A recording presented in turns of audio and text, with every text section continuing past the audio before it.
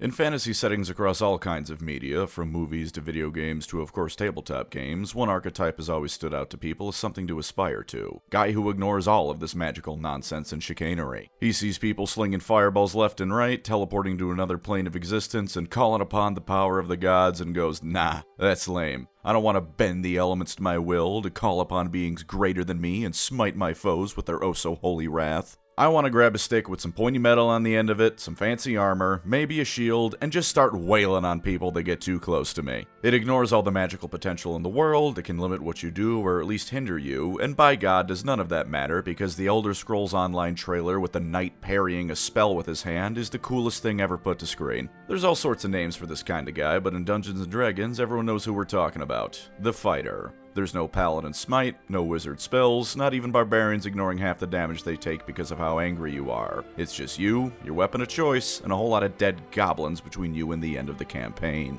Why don't we take a look at what's arguably the class of Dungeons & Dragons, its history, what it can do, and maybe a reason or two as to why you shouldn't snub your nose at the guy who only needs a sword in a world of monsters and magic.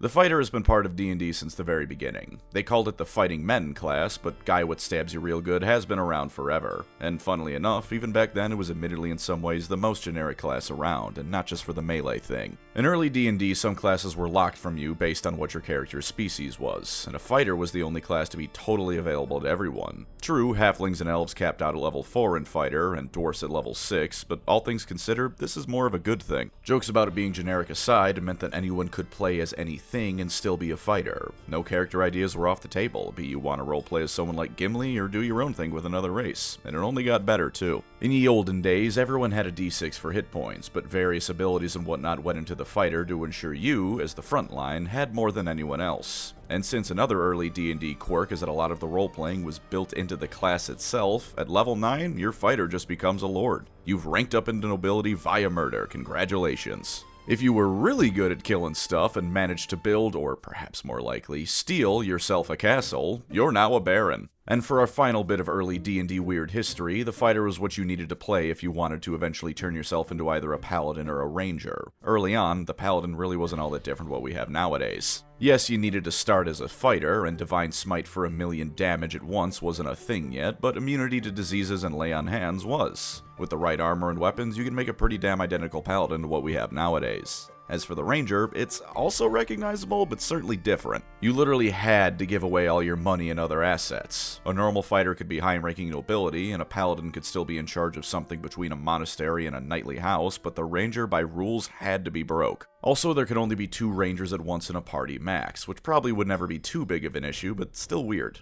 In exchange, giant enemies and kobolds would basically melt in front of you, your overall damage went up as well, and you got yourself some spells out of the deal too. Moving from the very first edition to Advanced D&D, they renamed it to Fighter and gave it a few more nice changes as well. Congratulations, Johnny Dungeon. With AD&D, you roll a d10 for hit points. The emphasis on becoming a lord is still there, and it was more fleshed out if anything, since early D&D was equal parts roleplay game and war game, but overall, Fighter Guy is still Fighter Guy. It's even optional if you want to just keep wandering around fighting the good fight. Paladin and Ranger still also exist as subclasses, but those are best saved for their own videos, don't you think? AD&D's 2nd edition did add a few properly new things, however. Another buff to health is the most basic, but I'd say most important, with the D10 now being D10 plus your constitution, something no one else had at the time as much as that's standard nowadays. Strength was the primary ability, and in fact you needed a score of at least 9, and you had limits on what magical items you could use. On the upside, every race could still play this class, and we now have the fighter who can just throw out as many attacks as he wants. All that Baron stuff got updated too.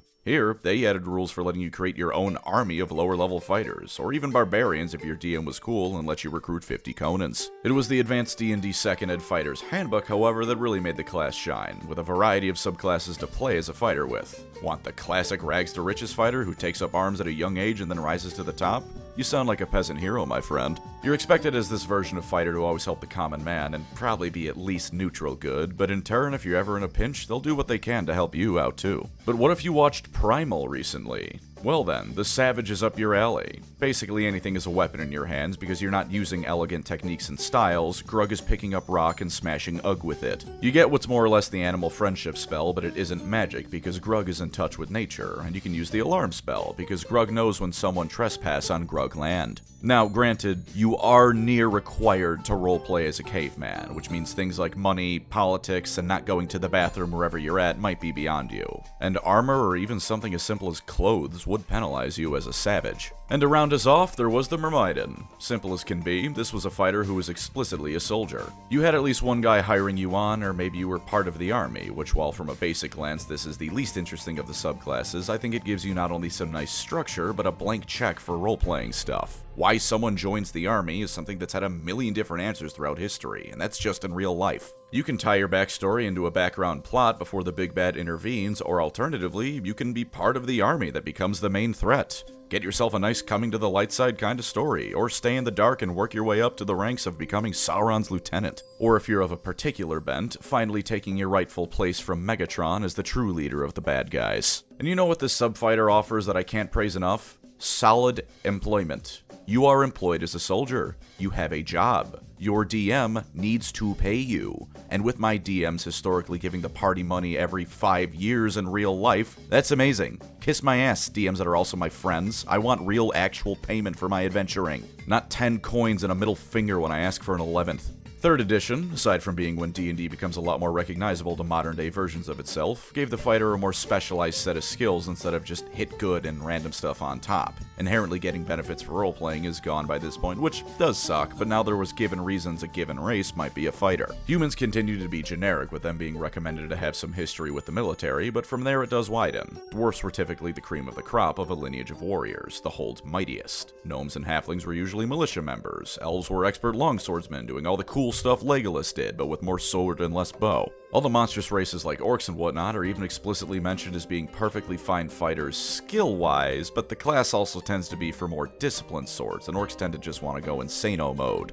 As for those skills, however, they're much of what you'd expect. Proficiency in climbing, jumping, swimming, intimidating, things you'd want someone fighting to be good at. Crafting as well, because you'd hope they can maintain their arms and armor out in the field. Blacksmiths are probably in short supply in the middle of a dungeon, after all. Speaking of, you also get proficiency in weapons and armor near universally, as is fitting a martial class. And aside from getting a bonus combat feat, every 2 levels you can pick another fighter feat for free. And then 4th edition happened. 4th edition is weird. Reading about it scares me and everyone else on this lovely channel here, so let's breeze through it a bit, shall we? Lore-wise, simple stuff. Fighters are people who just like fighting. Maybe they wanted to write small amounts of lore to give people more room for their own homebrew, or maybe some D&D writer was binging Dragon Ball Z and wanted Saiyans. There were 2 main archetypes off-rip: Great Weapon Fighter and Guardian Fighter. Great Weapon Fighter was about ripping and tearing until it was done, and the Guardian Fighter was the defensive opposite, holding the line and distracting the enemy. You could even give someone a -2 to hit against anyone but the fighter in question, because you will be engaging in melee with the guy running the double shield Havel's armor build, and you will be suffering for it.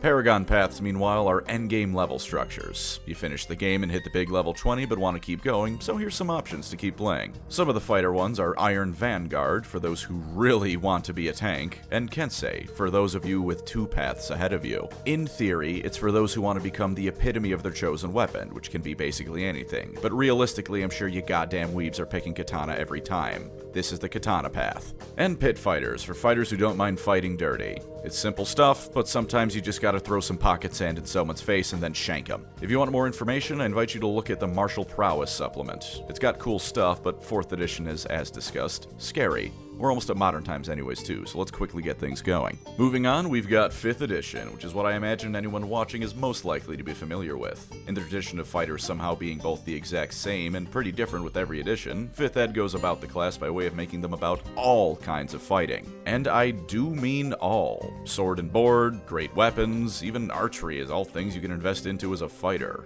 And of course the piece de resistance, extra attack. A good amount of classes also get an extra attack. You get one at level 5, 11, and 20. A wizard can run out of spells, a ranger can run out of arrows, but by God, the fighter is never running out of hitting people with stick. But of course, we aren't done, because Action Surge exists. You want 8 attacks in a single turn because Action Surge gives you another action, which yeah, you could use on evading, casting a spell with certain fighter subclasses, or dashing for double movement, if you want. But why would you do that when you get another action, which means another attack action, which means 3 extra attacks trigger again? At level 20, you aren't playing a fighter, you are playing a blender. As for archetypes, 5th Ed does have a few. Champion for guy who rolls critical hits more often, which, yeah, it just means your dice rolls end up positively more often, but come on now, D&D mechanically speaking is entirely dice. Rolling criticals more often is brutal. Battlemaster lets you command the battlefield with a bunch of different little abilities. Eldritch Knight is a fighter who wants a little bit of magic, but not so much that he's a dork about it. There's plenty more as well, too, because if you can think of a way to fight, there's a way to play a fighter. And for once, some actual proper lore. We got Forgotten Realms here, fellas. It's nice and official and actual D&D lore time right now. Like what tends to be standard for D&D, this comes to us from the Forgotten Realms, and of course, Faerun. Plenty of nobles and lords have been fighters throughout the region's long history, and on the lower end of the social ladder, even the most backwater of villages have something that'd resemble a fighter in them. Rampaging hordes of whatever crap your DM is throwing at you on a given day means every town needs someone vaguely competent in a brawl. From those humble beginnings, the world is a young fighter's oyster. Maybe they'll rise up to become a guard for nobility, or perhaps nobility themselves. Maybe they'll become the guards of a merchant's guild or other organization.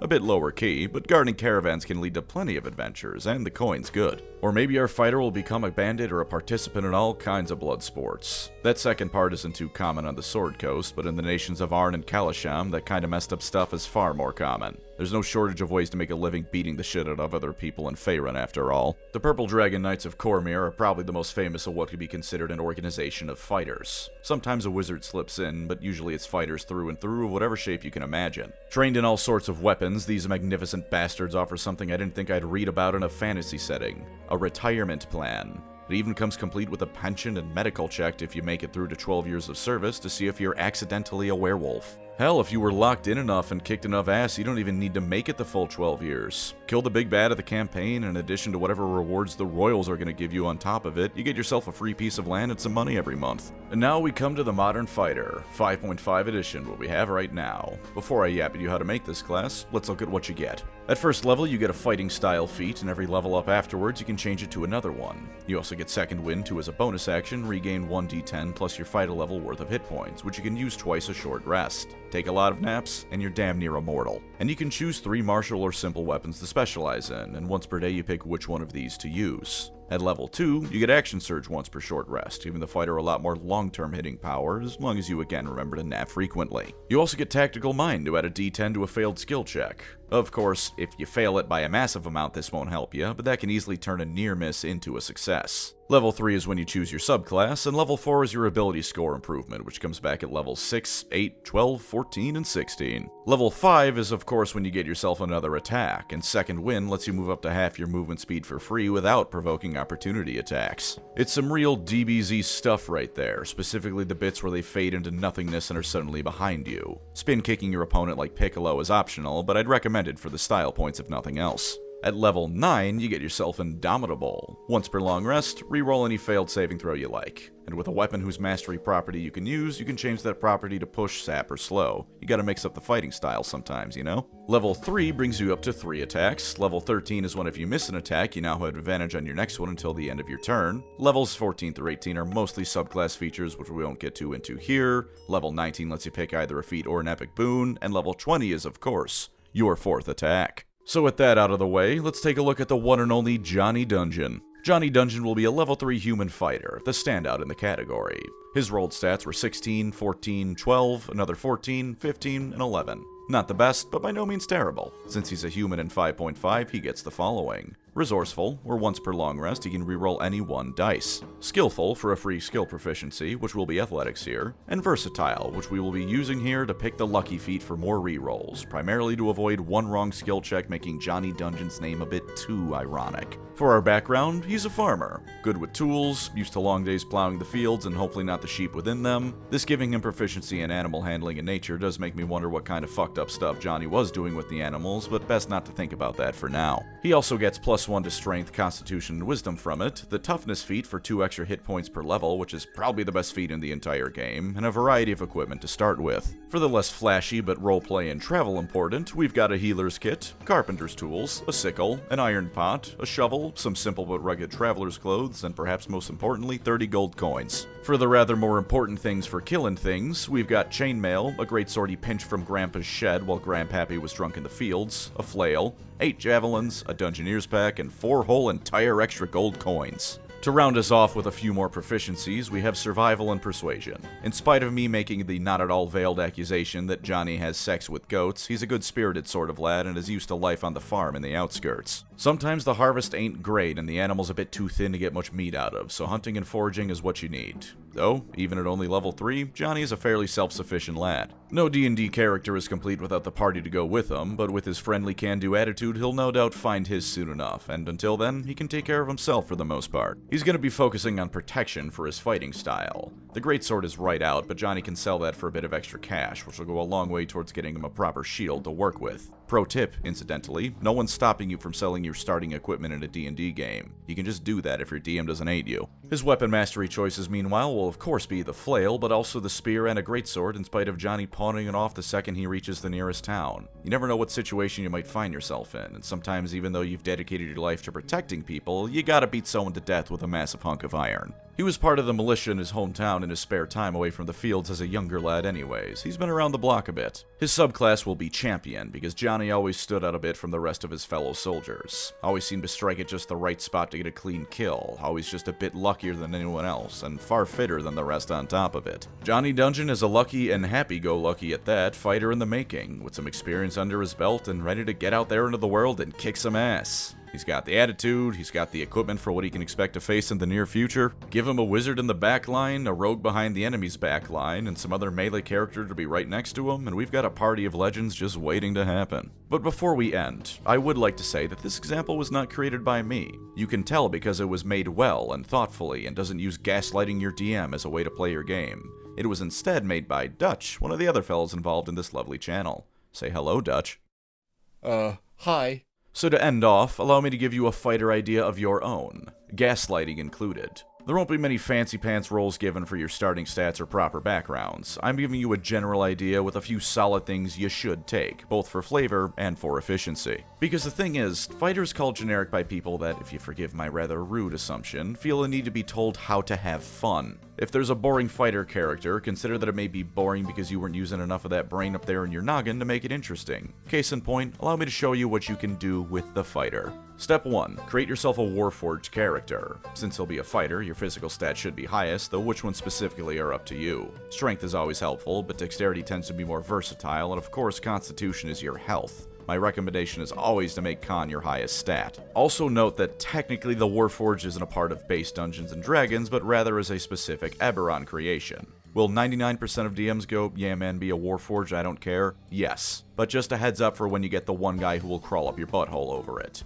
If he says no, just beat him over the head until they say yes anyways. Step 2. At some point, take the dual wielding feat. This will let you use your bonus action to make an attack with an offhand weapon. This will likely lock you out of higher AC and therefore make you a bit easier to hit, but if everything near you is sliced ham before they can hurt you, that's a moot point now, isn't it? Make sure to also at some point take the Mage Slayer feat. This is important mostly for role-playing reasons, but murdering wizards is something a fighter should try and prioritize. Getting up close means you can wreak havoc. Letting them cast spells is how a fighter ends up as either a frog, dead, or as a dead frog. Step 3. Find yourself an amulet or some other magical trinket that gives you the spell Haste. Haste, in addition to making you faster and giving you a nice AC bonus, gives you an extra action. However, this next bit is a key component of the amulet and will likely require either a whole lot of work or a generous DM. The amulet needs to somehow act automatically during a fight and give you haste without your input. This way, you aren't burning actions on activating it and lessening how many attacks you can make in any way. Step 4 is where the gaslighting begins. Convince your DM that because haste gives you an extra action, and you will be using this action to attack, this means you are taking the attack action.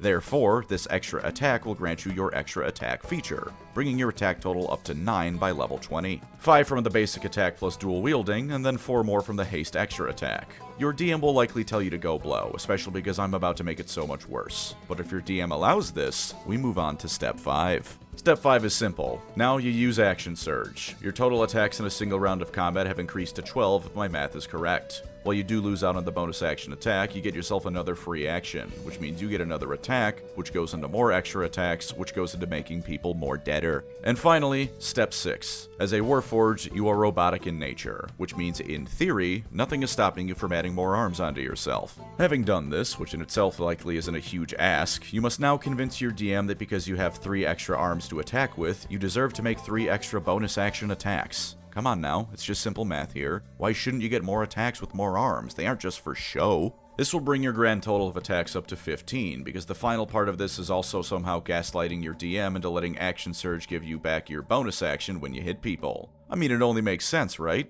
You Action Surged, you get another action, which surely means it comes with a new bonus action. Pull all of this off, which by this point is almost entirely because your DM is either new to playing and doesn't know what's happening, or is just curious where you're going with all this and doesn't mind a power fantasy game, and congratulations. You are now playing the ultimate example of what a fighter can be if you get clever. A 4-armed, robotic, mage-slaughtering monster who's attacking so many times in a single turn that anything that didn't get to drop on him is now very, very dead. Because in the world of Dungeons & Dragons, the person who enters the campaign playing as General Grievous will slaughter any wizard foolish enough to get in their way. And that was not only an introduction to the fighter class, but the grand reveal of our fancy new D&D channel right here. Hope you all enjoyed it, and let us know in the comments if there's anything in particular you'd like to see covered. We got some plans already, and yes, elves are part of them. Kiss my ass, I like knife ears, but we're always open to suggestions. And until then, take care, have a good one, and thanks for watching.